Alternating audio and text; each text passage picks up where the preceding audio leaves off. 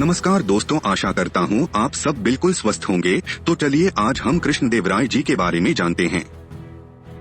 कृष्णदेवराय जी की जीवनी। कृष्णदेवराय दक्षिण भारत के इतिहास में एक ऐसे सम्राट के रूप में प्रसिद्ध हैं जिन्हें अभिनव भोज, आंध्र भूमि का सूर्य और कर्नाटक सम्राट कहा जाता है। वे विजयनगर साम्राज्य के तृतीय तैलंग वंश तुलुवा डायनेस्टी के सर्वश्रेष्ठ राजा थे और उनके शासनकाल 1509 से 1529 को साम्राज्य का स्वर्ण युग माना जाता है। प्रारंभिक जीवन। कृष्णदेवराय का जन्म लगभग 1471 में हुआ था। उनके पिता तुलुव नारसा नायक विजयनगर साम्राज्य के सेनापति थे और माता नागम्मा धार्मिक तथा गुणशील स्त्री थीं। बचपन से ही कृष्णदेवराय वीरता, न्यायप्रियता और धर्मनिष्ठा के स्वभाव वाले थे।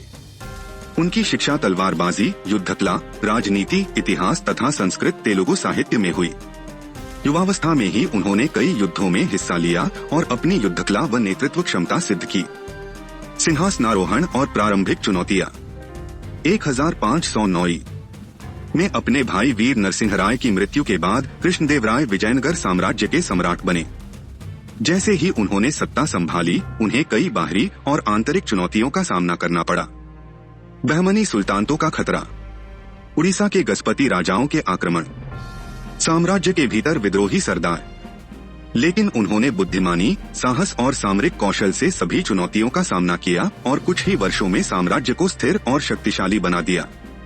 सैन्य विजयों का स्वर्णिम युग। कृष्णदेवराय एक अद्भुत सेनानायक थे। उनके नेतृत्व में विजयनगर साम्राज्य दक्षिण भारत की सबसे शक्तिशाली शक्ति बन गया। उनकी प्रमुख विजयों में शामिल हैं: 1.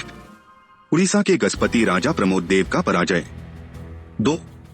बीजापुर, गोलकुंडा और अहमदनगर के सुल्तानों को हराना। 3. रायचूर दोआब पर निर्णायक विजय। 4. कोंकण, तुलुनाडु और कर्नाटक में प्रभुत्व स्थापित करना। इन विजयों के बाद साम्राज्य का विस्तार आधुनिक कर्नाटक, आंध्र प्रदेश, तमिलनाडु, महाराष्ट्र और केरल के बड़े क्षेत्रों तक फैल गया। कृष्णदेवराय का प्रशासन और शासन नीति। उनका शासन एक आदर्श प्रशासनिक मॉडल के रूप में माना जाता है। 1. न्यायप्रिय शासक। कृष्णदेवराय आम जनता की समस्याओं को सुनते थे और कठोर अपराधों पर सख्त दंड देते थे। 2. कृषि और सिंचाई विकास। उन्होंने नहरें, बांध, तालाब और कृषि सुधार करवाए, जिससे साम्राज्य आर्थिक रूप से समृद्ध हुआ। 3. व्यापार और उद्योग को बढ़ावा।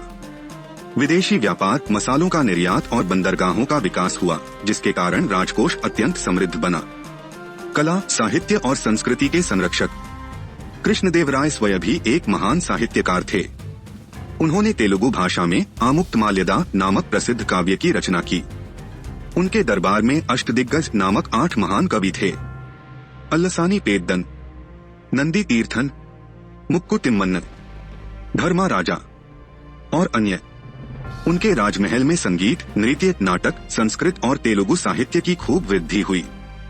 धार्मिक और सामाजिक कार्य। कृष्णदेवराय धर्मनिष्ठ राजा थे। उन्होंने तिरुपति बालाजी मंदिर में कनकाभिषेकम कराया, कई मंदिरों का निर्माण और जीर्णोद्धार करवाया, तीर्थों और धार्मिक संस्थानों को दान दिया। उनके धार्मिक कार्यों से दक्षिण भारत की आध्यात्मिक परंपराओं को नया जीवन मिला। अंतिम समय और निधन। 1524 ई में उनके उत्तराधिकारी तिरुमलराय का निधन हो गया, जिससे सम्राट को गहरा धक्का लगा। इसके कुछ वर्षों बाद 1529 ई में 58 वर्ष की आयु में कृष्णदेवराय का निधन हो गया। उनके बाद विजयनगर साम्राज्य का वैभव धीरे धीरे कम होने लगा, लेकिन कृष्णदेवराय की प्रसिद्धि आज भी अमर है। निष्कर्ष। कृष्णदेवराय एक आदर्श शासक, महान योद्धा, कुशल प्रशासक और कला संस्कृति के संरक्षणकर्ता थे। उन्होंने न केवल विजयनगर साम्राज्य को सर्वोच्च शिखर पर पहुंचाया, बल्कि भारतीय इतिहास में अपना नाम स्वर्णाक्षरों में दर्ज किया। उनका शासन भारतीय इतिहास के महानतम स्वर्ण युगों में से एक माना जाता है। तो दोस्तों, उम्मीद करता हूँ आपको कृष्णदेवराय जी के बारे में आज कुछ नई बातें पता चली होंगी। अगर आप भी कृष्णदेवराय जी के जीवन से प्रभावित हुए हैं तो वीडियो लाइक किए बिना न जाएं और ऐसे ही महानुभावों के जीवन की कहानियों को जानने के लिए हमारे चैनल को अवश्य सब्सक्राइब करें। धन्यवाद।